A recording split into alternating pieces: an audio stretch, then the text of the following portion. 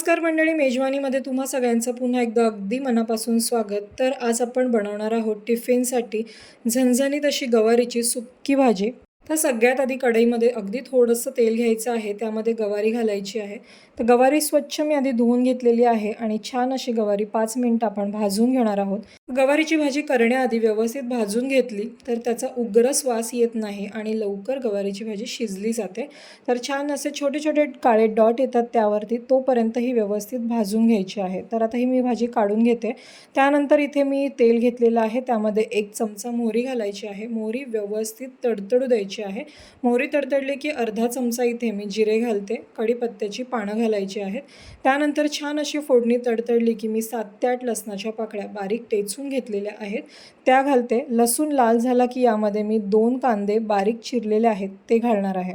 तर कांदा आपल्याला लाल होईपर्यंत व्यवस्थित परतून घ्यायचा आहे। चवीनुसार यामध्ये आपण आता मीठ घालणार आहोत आणि मिठामुळे कांदा सुद्धा लवकर शिजला जातो। तर तुम्ही बघू शकता छान असा कांदा आपण व्यवस्थित परतून घेतलेला आहे, जो छान अर्धवट शिजलेला आहे आणि लालही झालेला आहे। तर या पॉइंटला आपण आता मसाले घालणार आहोत। अर्धा चमचा मी इथे लाल तिखट घालते, अर्धा चमचा काश्मीरी पावडर कलरसाठी घालते, पाव चमचा हळद घालायची आहे आणि वरतून आपण जी भाजून घेतलेली गवारी आहे ती घालायची आहे। यामध्ये खूप जास्त मसाले मी घातलेले नाही आहेत। तर हे सर्व मसाले एकाद मिनिटभर आपण परतून घ्यायचे आहेत। हे सर्व मिक्स करून घ्यायचं आहे। तर यामध्ये आता मी पाणी घालणार आहे। तर इथे मी 1 ते सव्वा ग्लास पाणी घातलेलं आहे। गवारीची भाजी शिजण्यासाठी बऱ्यापैकी पाण्याची गरज असते, त्यामुळे आपण इथे पाणी भरपूर घातलेलं आहे। तर आता याला उकळी काढायची आहे। उकळी थोडीशी आली की झाकण ठेवायचं आणि भाजी शिजू द्यायची।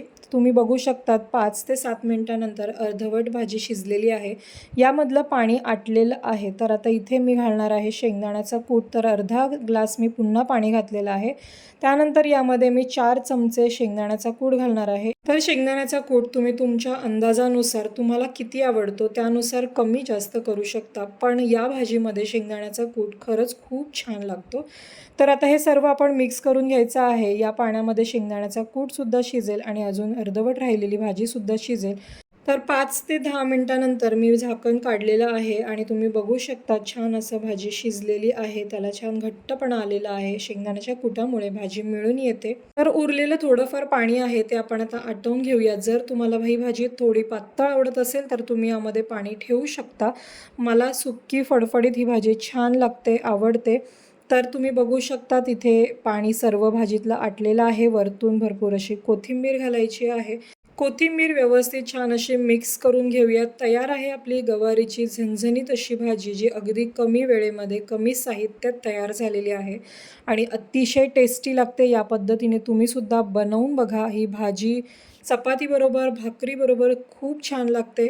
जर तुम्ही चॅनलला अजूनही सबस्क्राईब केलं नसेल तर प्लीज लवकरात लवकर सबस्क्राईब करा आणि जर तुम्हाला माझे व्हिडिओ आवडत असतील तर प्लीज व्हिडिओला लाईक आणि शेअरसुद्धा नक्की करा। धन्यवाद।